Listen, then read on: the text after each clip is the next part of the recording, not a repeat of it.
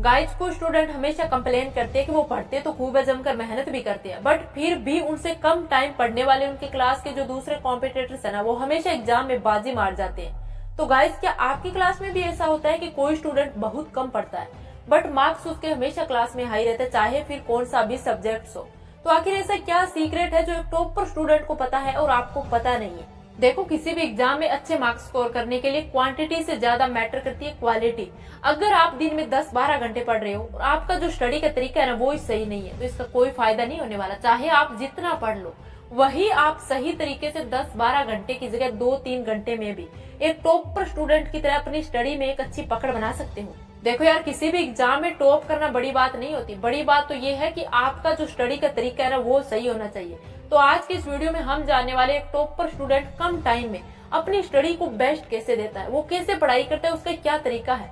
तो इस वीडियो की एक भी लाइन मिस मत करना, क्योंकि इस वीडियो का एक एक शब्द है ना आपके लिए बहुत खास होने वाला है। तो चलिए अब आते हैं मुद्दे की बात पर।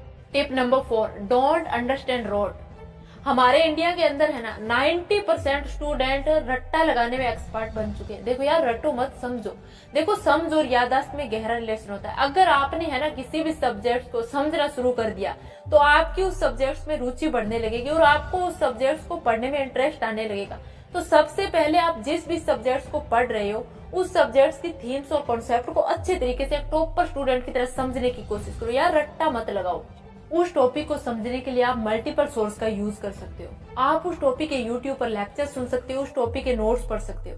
देखो, जब आप एक ही चीज को मल्टीपल तरीके से समझने की कोशिश करोगे तो आप उस टॉपिक को बड़ी आसानी से कवर कर लोगे और उस टॉपिक के बेसिक को भी बड़ी इजिली सोल्व कर पाओगे, जिससे उस सब्जेक्ट को समझने और उसके क्वेश्चन सोल्व करने में आपको बड़ी आसानी होगी। अगर पेपर में थोड़ा भी क्वेश्चन चेंज हुआ तो आप उसे बड़ी आसानी से सोल्व कर दोगे, क्योंकि आपके बेसिक्स क्लियर थे। Tip number 3, reverse recalling. देखो, आपने हर चैप्टर के हर टॉपिक को अच्छे से याद तो कर लिया, अब आपको एक लर्निंग टेस्ट देना है। इसके लिए आप खुद के टीचर बन जाओ। आपने जिस भी सब्जेक्ट को अच्छे से याद किया है उसको बिना देखे मिरर के सामने एक्सप्लेन करना है, बोल बोल कर, जैसे आप किसी को पढ़ा रहे हो। इससे क्या होगा, आपके ब्रेन के पार्ट एक्टिव होंगे और इससे आपको 2 फायदे होंगे। एक तो आपको पता चलेगा कि आपने जो याद किया है वो टॉपिक आपको सही से याद हुआ या उसमें कोई कमी तो नहीं रह गई, और दूसरा, आप जब बोल बोल कर एक्सप्लेन करोगे तो आपका माइंड स्ट्रेस लेगा, जिससे क्या होगा, आपके ब्रेन के पार्ट एक्टिव होंगे। जितने ज्यादा एक्टिव होंगे उतने ही ज्यादा आप चीजों में पकड़ बना पाओगे और आपको वो चीजें लॉन्ग टाइम याद रहेगी, क्योंकि वो चीजें आपके सब कॉन्शियस माइंड में चली जाएगी, यानी वो चीजें आपके मेमोरी में रिकॉर्ड हो जाएगी। रिवर्स रिकॉलिंग, ये कोई भी चीज को लॉन्ग टाइम याद रखने का एक की फैक्ट है। Tip number 2, revise yourself from previous years paper. ये पॉइंट आपके लिए बहुत ज्यादा इंपॉर्टेंट है, क्योंकि 90% स्टूडेंट यही गलती करते हैं। वो क्या करते हैं, पूरे साल खूब मेहनत करके अपना पूरा सिलेबस कवर तो कर लेते हैं, बट वो एग्जाम से पहले कभी भी चैप्टर वाइज चैप्टर रिवीजन नहीं करते। वही एक टॉपर स्टूडेंट का फंडा होता है, वो एग्जाम से पहले एटलीस्ट हर सब्जेक्ट के 4 to 5 टाइम रिवीजन करता है और साथ ही वो प्रीवियस ईयर्स के पेपर को बहुत ज्यादा इंपॉर्टेंस देता है। इससे आपको अंदाजा हो जाएगा कि आखिर एग्जाम की डिमांड किस तरह के क्वेश्चंस की है, एग्जाम किस तरह के क्वेश्चंस को ज्यादा इंपॉर्टेंस देता है। इसके लिए आप भी एग्जाम से पहले लास्ट 3 इयर्स के सैंपल पेपर सोल्व करो। इससे आपको नंबर स्कोर करने में बहुत ज्यादा आसानी होगी और इससे आपको अंदाजा हो जाएगा कि 80% मार्क्स आपके 20% सिलेबस कवर कर रहा है और बार बार प्रीवियस ईयर्स के पेपर में रिपीट भी हो रहा है। तो ये फंडा आप हर सब्जेक्ट के हर चैप्टर पर अप्लाई करो, आपका हर चैप्टर प्रॉपरली होने लगेगा।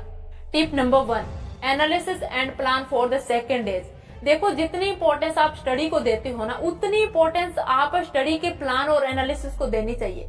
देखो, आपने जितने भी चैप्टर पढ़े हैं उन्हें एक बार शाम को रिकॉल जरूर करो और साथ ही देखो कि आपने दिन में जो स्टडी की है उसका टारगेट पूरा हुआ या नहीं हुआ, और उसी बेस पर आपको अगले दिन का ही शाम को ही टारगेट सेट करना है कि कल मुझे कितने चैप्टर कंप्लीट करने हैं, क्या कुछ करना है। इससे क्या होगा, आप अगले दिन के टाइम को पहले ही मैनेज कर लोगे कि कल मुझे कितने बजे उठना है, कितने चैप्टर कंप्लीट करने हैं, और आप दूसरे दिन फिर स्टडी टाइम पर शुरू कर दोगे, क्योंकि आपको पता है कि अगर कोई आज चैप्टर छूट गया तो वो फिर कल करना पड़ेगा। इससे अच्छा कि आज ही अपना टारगेट पूरा कर लेते हैं, कल कोई नया टॉपिक लेंगे, नया टारगेट सेट करेंगे।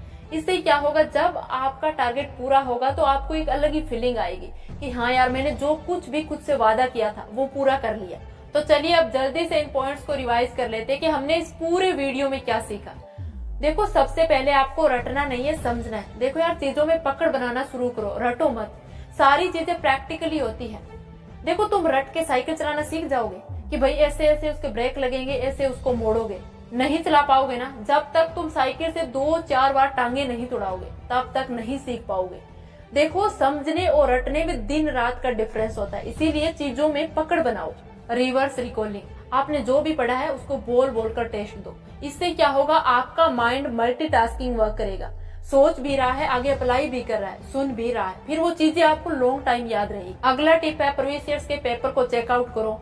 और इस वीडियो का जो लास्ट टिप है वो है analysis and plan for the second days. तो गाइस, इस वीडियो में बताई गई 4 स्टडी टिप्स अगर आप अपनी स्टडी पर अप्लाई करते हो तो आप अपनी क्लास के अगले टॉपर आप ही बनोगे।